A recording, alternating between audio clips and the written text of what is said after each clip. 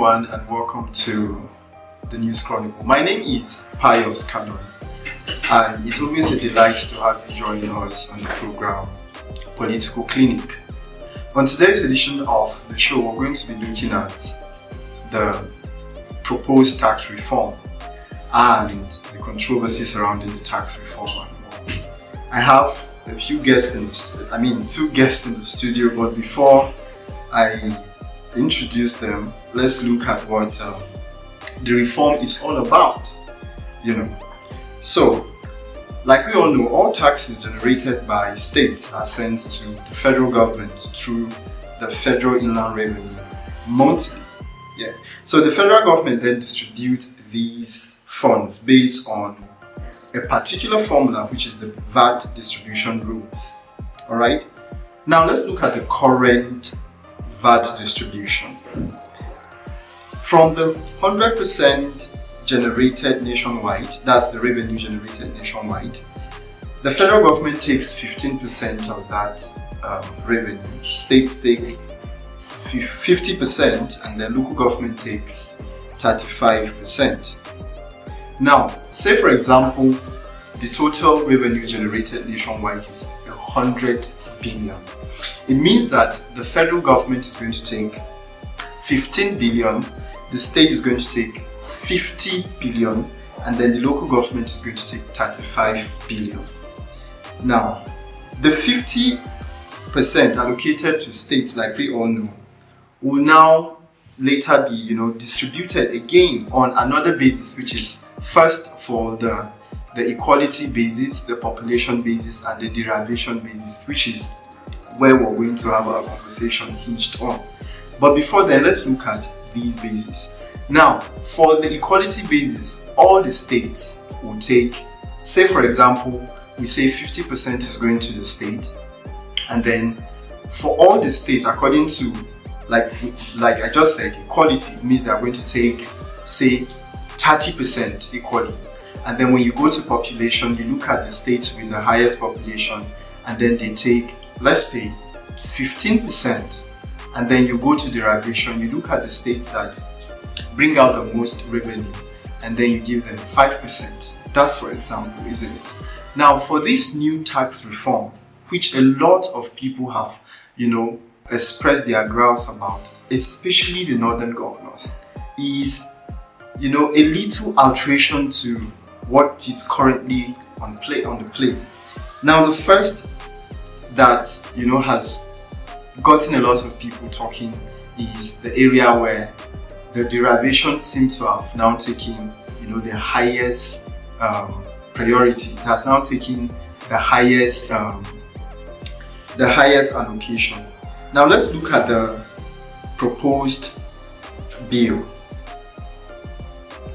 The new proposed bill states that if the state government is taking 50%, now on the basis of equality, for all states they are going to take 50% of the money, and then for population they are going to take 20%, and then for derivation they are going to take 60%. Now if you look at the whole thing, you discover that for equality, like we said earlier, all states will take the same revenue. And then for population, the KK state, for example, the states in the north will take the highest revenue. And then when you come to derivation, that is where you begin to look at some of the southwestern states, and then some of the south states, looking at Lagos, Rivers, Anambra, Akwa Ibom, and the likes. Now this has created a lot of buzz by our state governors, especially those from the northern part. I am joined by Mr. Adisa Isaac. Like I said earlier, Adisa Isaac is a political analyst and a political scientist. Mr. Adisa, you're welcome. Thank you, Mr. Pius, for having me. Now, let's talk about this bill. What is your thought? The tax reform bill, it's not a bad one. It's not a bad bill, but for me, I think coming at this point, it's not too timely, even though the bill has a lot of advantages to Nigerians, even at this present time. But then I think it should come in a time where the agitation of the people or the expectation of the people is it's not on how they can survive. As it stands now, every expectation of the people is on survival because of the harsh economic times. Now, this is one part of the bill that we're talking about. There is another area of the bill that seems to favor poor masses. So if you are talking about the bill not coming at the right time, someone would say, wouldn't there have been a better time than this? Because a part of the bill actually seems to have lifted that harsh economic burden on the poor masses. Yes. So isn't it a plus? It is. Such a time? It is, most especially for the small-scaled businesses. It is because the proposed bill intends to lift the burden for them. Yeah. Mostly businesses that don't earn up to 50 million naira annually. So that's a good part of the bill. And they seem to be the people bearing the harsh economic brunt. So wouldn't you say, okay, this is maybe a perfect time for us to have this, since it's going to help reduce the burden? The issue is that, the proposed bill, it's going to favor a section of the country, while it won't favor the other sections of the country. Okay. And then, at this point, the focus will now begin to shift to it will favor us, it will not favor us. Why people are hungry. I think it's if it had come on a in a time where the economy is not as harsh as it is now, it would have been very good. Not as if the reform is bad. Yeah, let me hold you on that. Thank you. I will get back to you. Now, this a senator of the Federal Republic of Nigeria from Borno State, talking about Senator Ali Ndu, also expressed his displeasure concerning the bill. And of course, the governor of the state, talking about Babagana Zulu, also expressed his grounds, saying it is not coming at a perfect time. We need more time to consult, to look into some of the things we are producing as a state, to begin to accept this. Mr. Emmanuel, I need you to comment on this. Yes, thank you, Paris, for having me. I think the tax reform bill has generated a lot of controversy, as it is, even though it hasn't yet been passed. Yeah. And the concerns, depending on how you look at it and from which point of view you're looking at it, it may hold water. The controversy there is. Yeah. But overall, I think it's a welcome development. Welcome development in the sense that it seeks to harmonize taxation. Our tax system currently is too cumbersome, and you have multiple tax taxation. We have multiple tax systems presently in the country. So what the tax reform bill seeks to do, essentially, among other things, is to harmonize the tax collection system. Yes. And with concerns to your question regarding the position of the Senator. Yeah.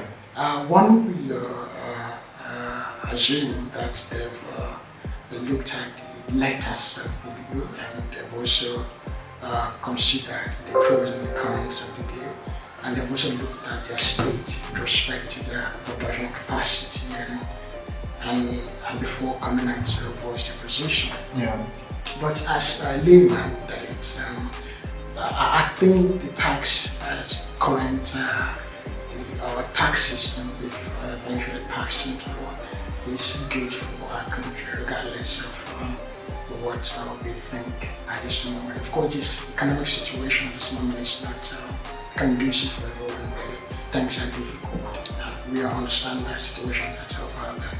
We know that, but what the tax does is what the tax reform bill essentially intends to do is to streamline these difficulties and the bottlenecks, and at the end of the day, open up our economic space to investment and all of that.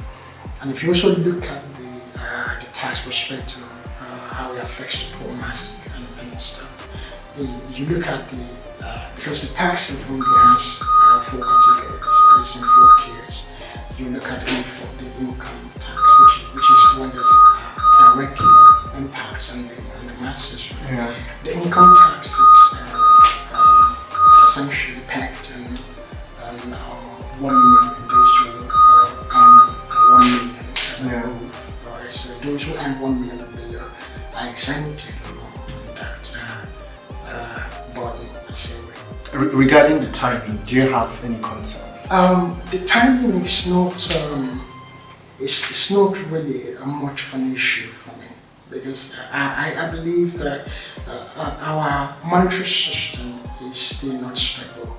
Alright, the naira to dollar rate is still very high, and if you also look at our sources of income, which is mainly oil for now, and of course the fact that the oil is exchanged in dollars and stuff. So if you look at all of that, you realize that this is essentially the time to do that. And then again, some policies, with respect to some policies, you can't emphatically say when is the right time to initiate some policies, especially key policies like the tax reform bill. These are important bills for us, and I think among the things that the president has done well, this is probably one of them. So he's done well to try to introduce this bill, and I do not think the timing is inappropriate. I think it's okay for now.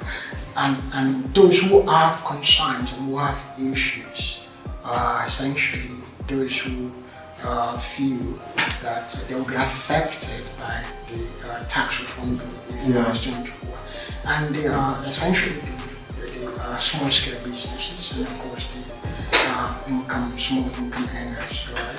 But if you've also looked at the letters of the bill, if you've looked at the bill, you realize that they really have no reason to worry about, because essentially the bill, what the bill does is to exempt them from the burden of tax payment. So if your income is below $1 million annually, you're exempted from that. And if you're a business owner, a small-scale business owner, that is, and if your annual income is not, or annual revenue is not above 1 million, of course, you are exempted from tax. Are you also Are you also looking at those multinationals, let's say big companies? Yes, that would now pay higher. For the big companies. Don't you think it's going to have a ripple effect on? For the big companies, I think it's a breath of fresh air for them, because before now, that is, I'm supposing that the new tax reform will be passed into law. What we have currently is a situation where an intending investor will have to contend with multiple taxation. You pay tax to the local government, you pay dues to the government, and you also pay to the federal government. Right? So all these multiple streams of taxation is not come from investment. The tax reform bill does. What it tends to do is to streamline this section. No. What I'm talking about is that they now tend to be paying higher, or if it comes to reality, the multinationals are now paying higher. And don't you think it's going to have a ripple effect on those at the lower bracket of the economy? Well, it depends really. Multinationals, of course, will always have that issue. But Nigeria currently is among the countries that with the lowest tax rate, really. If you compare other countries, other African countries, really, you realize that we're among the lowest.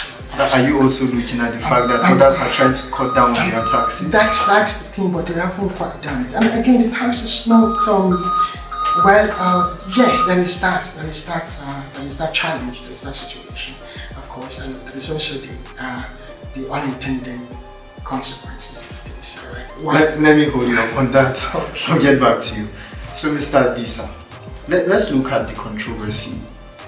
A lot of people are saying, if this is going to, have this kind of reform, if the tax reform bill is going to take this kind of form, where the highest revenue will go to the area of derivation. And then if you look at the states that generates more, states like Lagos come to mind, states like Rivers come to mind. And some people are having this conspiracy theory that Tinubu is from Lagos State, and then most of his companies are in Lagos State. So they are saying maybe it's a way of him trying to enrich himself. Since Lagos, incidentally, if this bill comes to reality, Lagos will now take the lion's share. Lagos and maybe states like Rivers, Akwa Ibom and the likes. As regards to that, you see, I don't think it is a bad idea for you to get a fair share from what you give out. It is normal for you to get a fair share of whatever you're giving out. Lagos is not the only state there. You made mention of some of the southern states, including Delta states. You didn't mention Delta State, but Delta State is there. And these people have been, having this agitation for a very long time before now, that they give out a lot of oil and they don't get much. And look at just recently, Tinubu went ahead to scrap out even the Niger Delta Commission, which helped in reducing the agitation coming from that part of the country. So it is not a bad idea for whoever gives much to get much also in return. Are you not concerned about the area of population? Because if you look at the northern region, for example, even before this proposed bill, they've been having issues with how to manage their population. So if this whole thing now comes to play, don't you think the problem is going to be compounded? I think the existing pattern of the sharing formula also cover the aspect of population, and even the proposed reform bill did not exempt that aspect of population. It is part of the but it seems to be giving it lesser amount, so to speak. Of course, it used to have more like the highest, yes, but it's now getting yes, one of the lowest. Yes, I don't think it's a bad idea. It will only make them to stand on their toes and begin to think of how to produce more. A lot of these states who are complaining, if you look at them, they are the northern states. Yeah. They are the northern states. We shouldn't focus on population. You are there focusing on population and you are benefiting from what you don't give out. Even the Holy Book said that whatever you sow, you will reap. Yeah, sure. So it's just a fair thing that when you give much, you get much. Now I will get back to you on that. Mr. Emmanuel, let's look at population. I don't know, I seem to have a problem with population. Now, if you neglect the people with, let's say, concerns about, okay, how can we manage this population with the kind of revenue you're going to give us? Even with the one we've had before now, it is quite difficult to manage the kind of population we have. So how do we now manage it with this kind of mega revenue we're going to get? I think personally, I find it ridiculous to distribute resources in the basic population. It's absolutely ridiculous and it's not productive, quite frankly. If, for instance, I have 1 million redundant people who are in a non-productive state, and will you give them more because of 1 million? Or will you give them more because they're productive? That's one question, really. So sharing resources or even on the basis of the number of persons in locality it's not the 21st century idea of creating wealth. If you really want to push for wealth and if you want to generate more revenue, focus on production. Alright, so if I have 10 persons who produce more and I have 2 million persons that do not produce anything at all? Do you think I'll give attention to the 3 million redundant individuals, or give attention to 10 people who have no production? I'll focus on the 10 individuals who are useful, who are viable, who are productive. Thank you so much, Mr. Emmanuel Ohoram, for joining us on today's edition of the Political Clinic. Thank you. Mr. Adisa, your final thought? Yes, my final thought is that every policy that is being made, I'm going back to the question you asked Mr. Emmanuel, every policy being made always have a political undertone. But then, beyond that, we should always look at the betterment of the whole people in Nigeria as a country. Right. Looking beyond regional sentiments. There you have it, beyond regional sentiment. Let's look at what is going to benefit the whole country.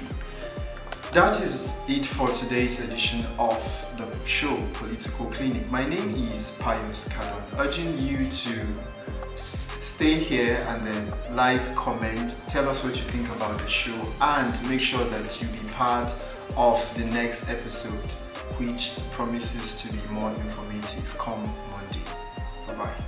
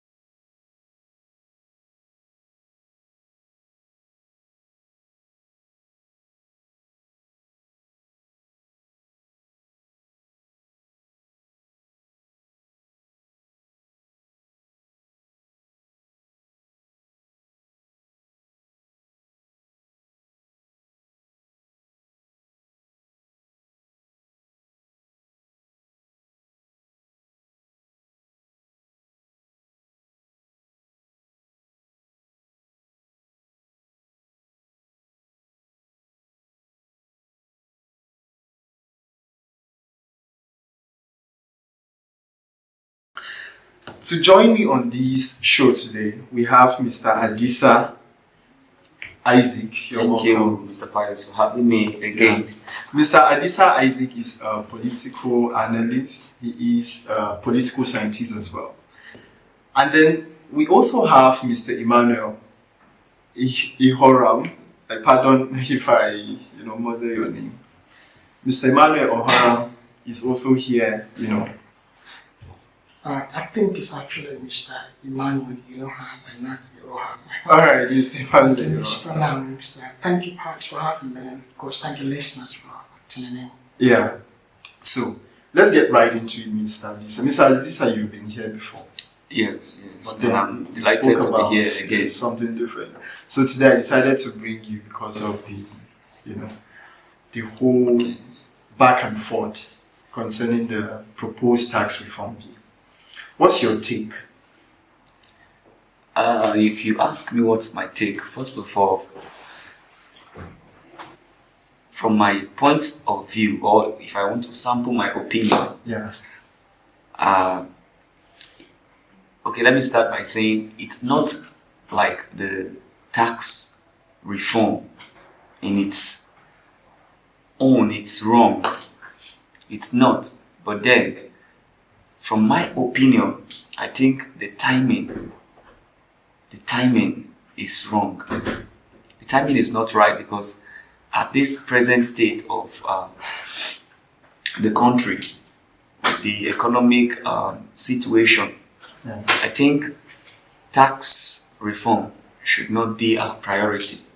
But then, it is not wrong. But the timing, that's my opinion on that. What would have been a better time for it? A better time would have been a time where the level of hardship is not the way it is now.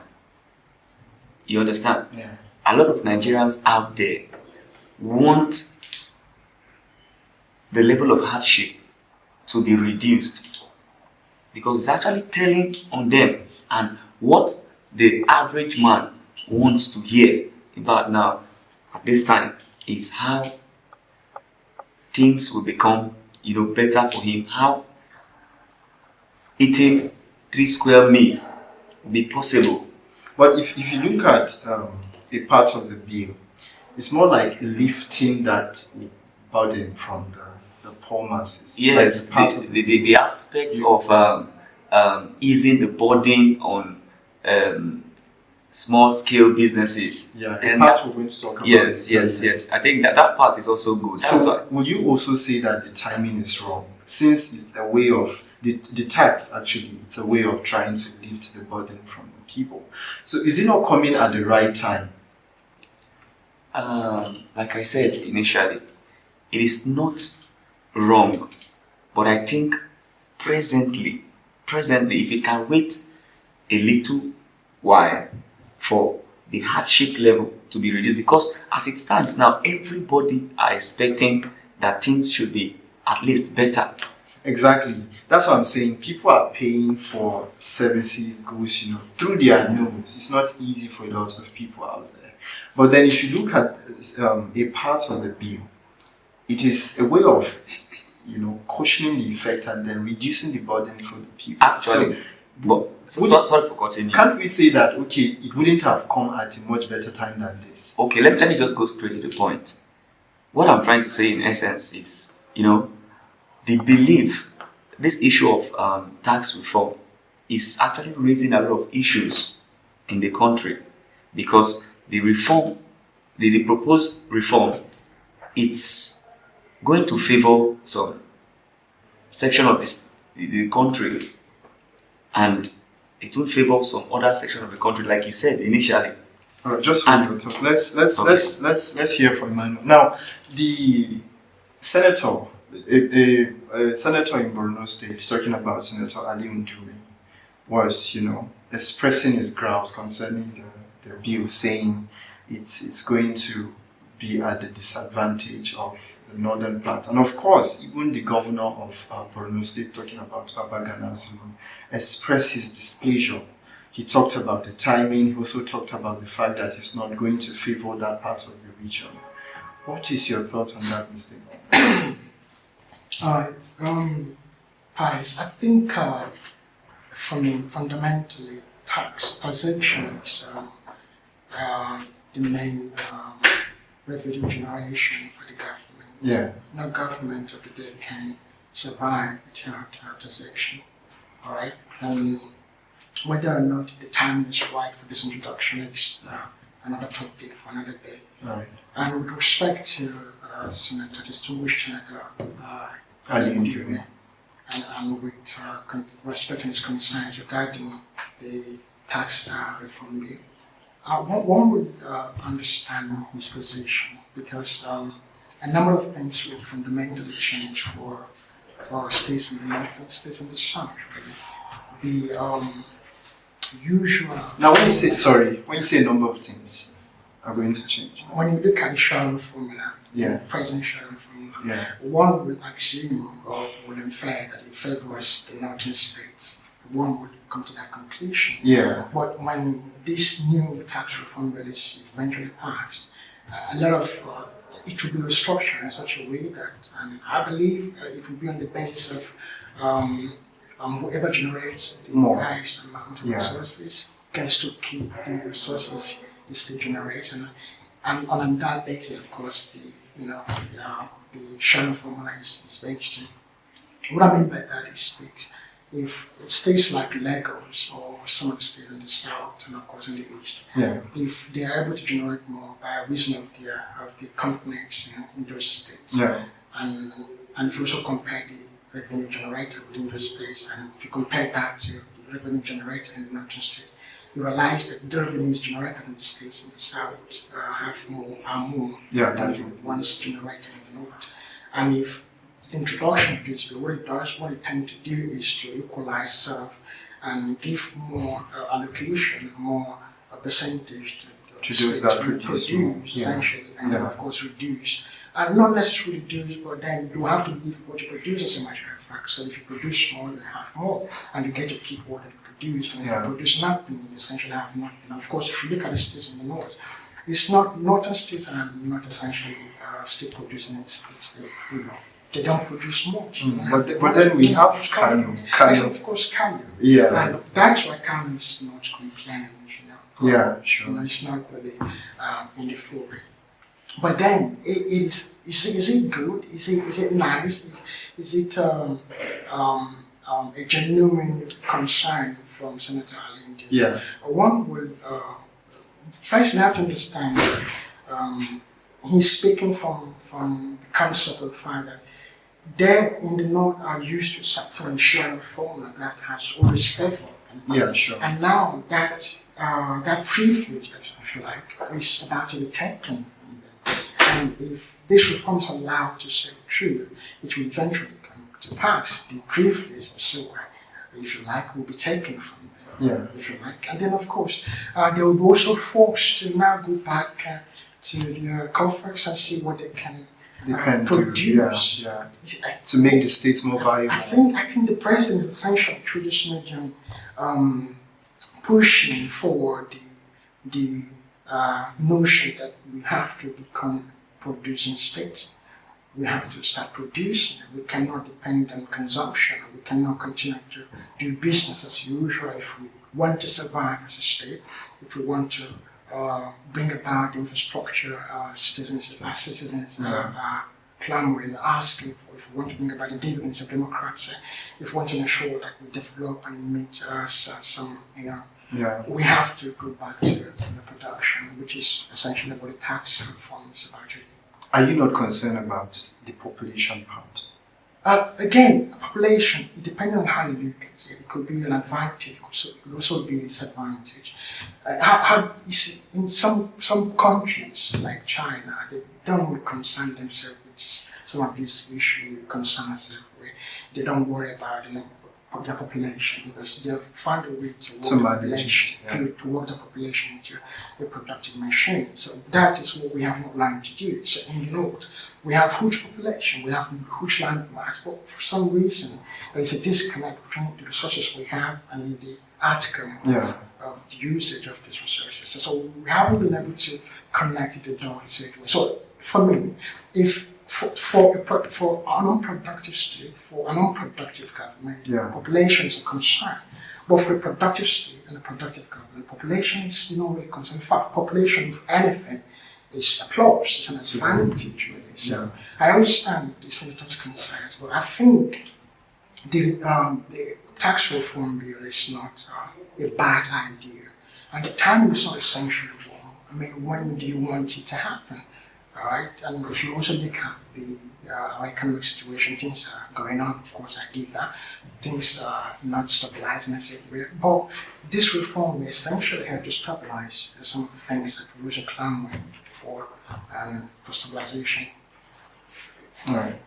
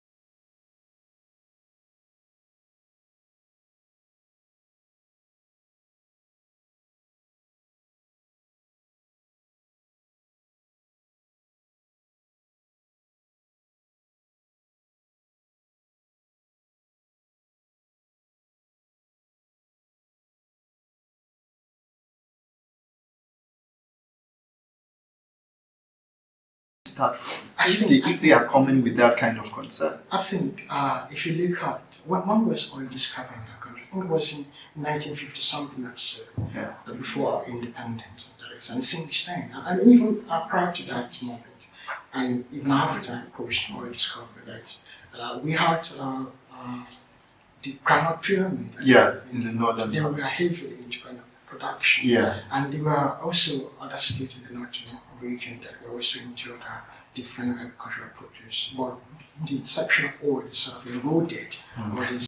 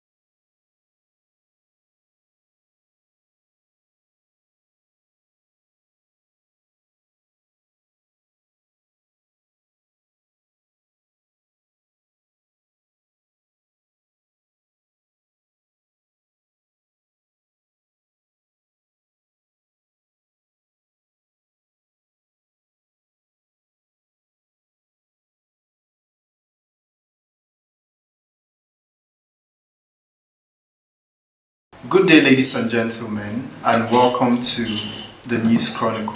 The program is Political Platform, and my name is Pius Kadon, your host. Today I have two guests who would join me, and then we'll be discussing the proposed tax reform by President Bola Ahmed Tinubu. But before I bring them on, let's look at what this bill is all about. Now, we all know that all taxes generated by states are sent to the federal government through the Federal Inland Revenue Service monthly. The federal government then redistributes these funds based on the VAT distribution rules. Now, these are the rules. 100% of taxes generated nationwide, 15% goes to the federal government, 50% goes to the states, and then 35% goes to the local government. Now, let's be, very snappy on this. Now, for the states, we're going to tilt our focus on the state because that is where we're going to have our discussion majorly. And of course, this is not unconnected to the fact that we've been having a lot of controversy coming from, governors from the northern part of the country. Now, for the states, the revenue is further distributed in three areas, talking about the area of equality, population, and derivation.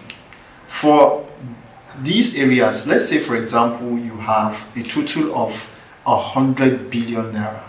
Now, you want to distribute to the state, which take 50% of that 100 billion.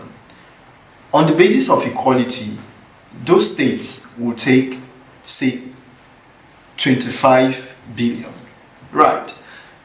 Meaning all the states are going to take 25 billion. Now, when you go to the area of population, you look at the states with the highest population. And now when you look at this, the KK states come to mind, talking about Kaduna, Kano, Katsina, and all, which are all from the northern parts of the country. Now, they take the remaining higher chunk of the amount. Now you go to derivation, which now take the lesser part of the revenue.